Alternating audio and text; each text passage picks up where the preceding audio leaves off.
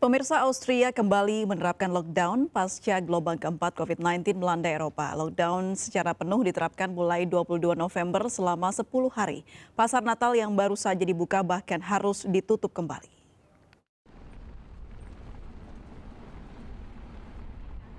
Austria mulai Senin 22 November waktu setempat kembali menerapkan lockdown secara penuh. Hal ini untuk menekan laju penyebaran virus COVID-19. Austria pun menjadi negara pertama di Eropa yang melakukan lockdown kembali setelah gelombang keempat COVID-19 melanda Eropa. Selama lockdown, tempat-tempat berkerumun seperti bar, restoran, kafe, bioskop, dan toko non-esensial tutup dalam 10 hari ke depan. Pasar Natal yang baru saja dibuka juga tidak luput dari penutupan lockdown. Hotel juga tidak boleh menerima turis baru. Pada Selasa 23 November 2021, pertambahan kasus COVID-19 di Austria mencapai 13.000 per hari dengan total lebih dari 1 juta kasus COVID-19 dengan 12.000 kematian. Atas penerapan lockdown ini, Kementerian Luar Negeri RI juga mewanti-wanti warga negara Indonesia yang berada di Austria.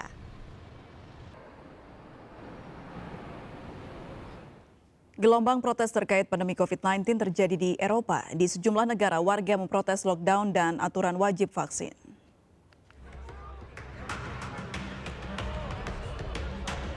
Ratusan orang turun ke jalanan kota Amsterdam pada Sabtu waktu setempat untuk memprotes pembatasan COVID-19. Aksi ini digelar sehari setelah polisi menembaki pengunjuk rasa dalam demonstrasi yang berakhir dengan kerusuhan di pusat kota Rotterdam dan menyebabkan 7 orang terluka. Di Austria, 35.000 pengunjuk rasa yang mayoritas berasal dari sayap kanan turun ke jalan-jalan kota Wina untuk memprotes keputusan lockdown nasional yang akan dimulai pada hari ini. Lockdown diberlakukan selama 10 hari atau dapat diperpanjang hingga 20 hari karena meroketnya angka kasus corona. Pemerintah juga mewajibkan vaksinasi mulai 1 Februari 2022. Saat ini warga Austria yang telah divaksin masih di bawah 66%. Jumlah ini merupakan salah satu yang terendah di Eropa Barat. Di Italia, ratusan pengunjuk rasa berkumpul di Circo Massimo, Roma pada Sabtu waktu setempat untuk memprotes vaksinasi COVID-19 dan Green Pass. Green Pass merupakan bukti vaksinasi COVID-19 yang digunakan di negara ini untuk memasuki banyak tempat, termasuk bioskop.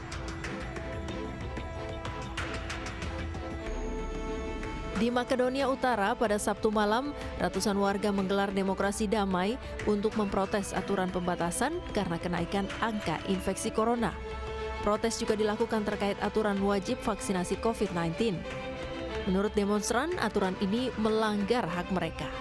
Mereka berpendapat keputusan tentang vaksinasi harus dikembalikan pada setiap individu.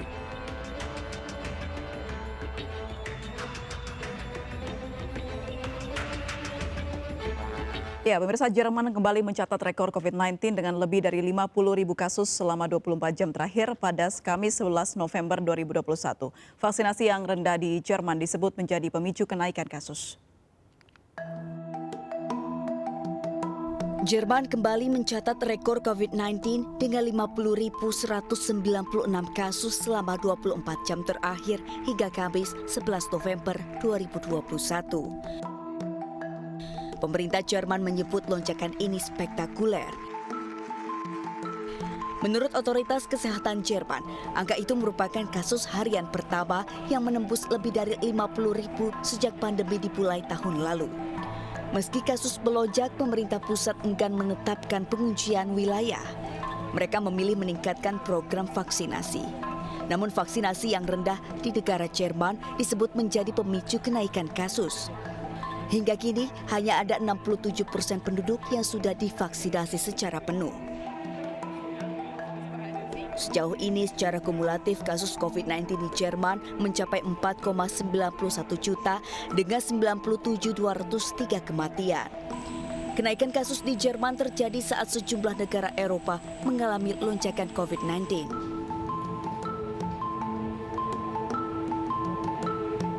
Dan untuk membahas mengenai kenaikan angka COVID-19 di Eropa dan belajar dari lonjakan kasus di sana, kita sudah terhubung dengan Putri Hutami Diaspora Belanda. Selamat pagi waktu Belanda, Mbak Putri, apa kabar? Ya, selamat pagi, Mbak. Baik, dan juga kita sudah terhubung dengan Pak Heri Trianto, Ketua Bidang Komunikasi Publik Satgas COVID-19. Selamat sore, Pak Heri. Selamat sore, salam sehat. Salam sehat selalu Pak Heri. Saya ingin ke Mbak Putri terlebih dahulu untuk menceritakan seperti apa ya kondisi atau suasana di sana, utamanya di Belanda, karena ini informasinya saat ini angka COVID-19 di sana sedang tinggi-tingginya. Seperti apa Mbak Putri keadaan di sana? Ya memang ya, per 23 November kemarin memang untuk kasus barunya saya lihat itu 23.000 kasus baru. Dan memang ini meningkat dibandingkan dengan yang minggu lalu, dengan angka positif juga lebih meningkat seperti itu. Tapi sejauh ini masih normal dan orang-orang sudah mulai memakai masker dan mulai menjaga jarak, seperti itu sih Mbak. Sepengetahuan Anda sejak kapan angkanya ini meningkat, Mbak Putri?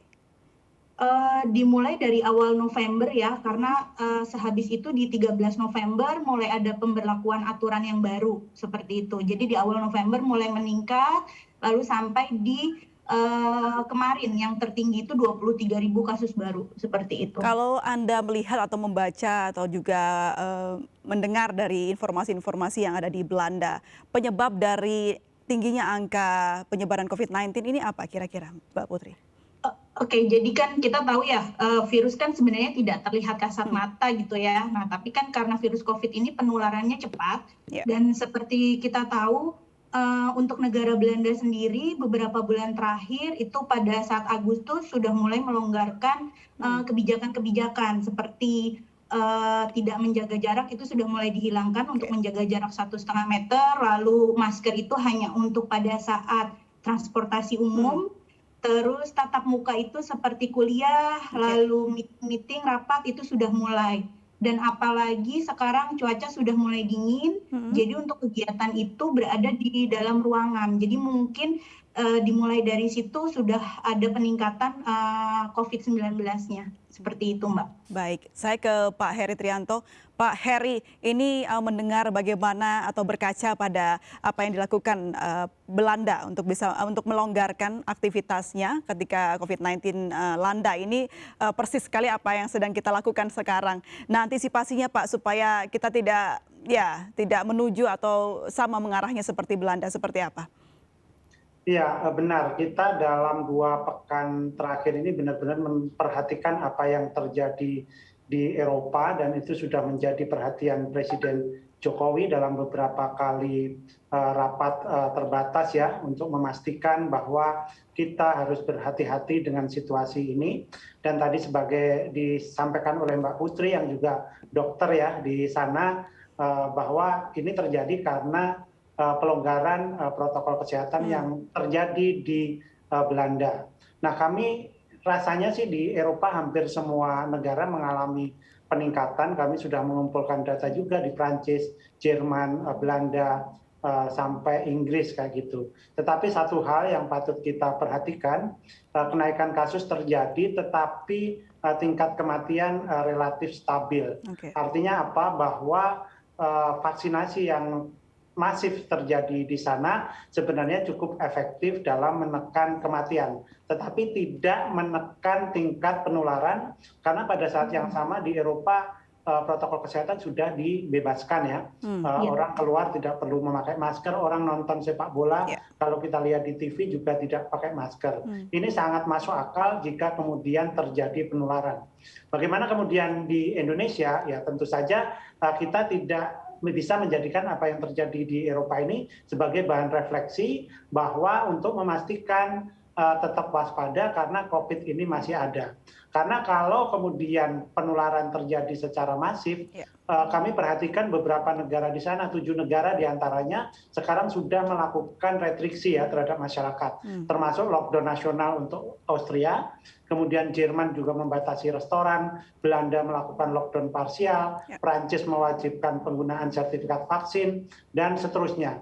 Jadi ini yang benar-benar harus kita perhatikan dengan refleksi yang bagus, dengan kemampuan kita mengantisipasi situasi di luar negeri, maka kita bisa menentukan sikap gitu. Karena memang berdasarkan data epidemiolog, gelombang baru yang terjadi di Indonesia itu selalu datang belakangan setelah terjadi di negara-negara lain. Makanya saat ini pemerintah sedang berjuang bagaimana memastikan tingkat penularan itu bertahan di level terendah. Sekarang positivity rate-nya rata-rata harian kita 0,2%. Ini kalau kita bisa pertahankan dalam 1-2 bulan ke depan, pada saat yang sama vaksinasi dilakukan secara masif, rata-rata harian 1,5 juta sampai 2 juta, maka kita berharap sampai di akhir tahun 2021 itu lebih dari setengah dari populasi Indonesia sudah divaksin dosis kedua. Kalau ini terjadi, begitu gelombang ketiga datang, kita ini sudah lebih siap.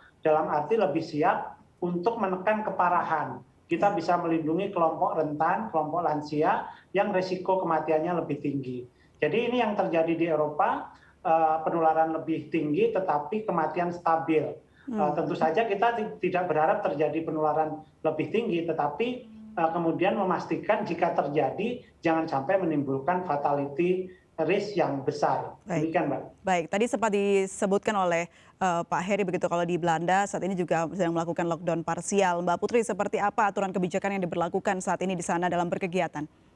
Oke, kalau aturan di sini per 13 November kemarin kita sudah mulai menjaga jarak masing-masing 1,5 meter, terus berjabat tangan itu sudah tidak dianjurkan, lalu memakai masker itu di ruang tertutup seperti supermarket, terus ke transportasi publik, serta ruang-ruang publik lainnya yang tertutup seperti itu. Lalu untuk menerima tamu, karena di sini kan sudah ada perayaan-perayaan gitu ya.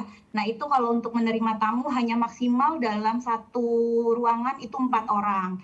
Dan untuk pertokoan-pertokoan yang menyediakan kebutuhan esensial itu tutup pada jam 8 malam. Untuk restoran juga jam 8 malam.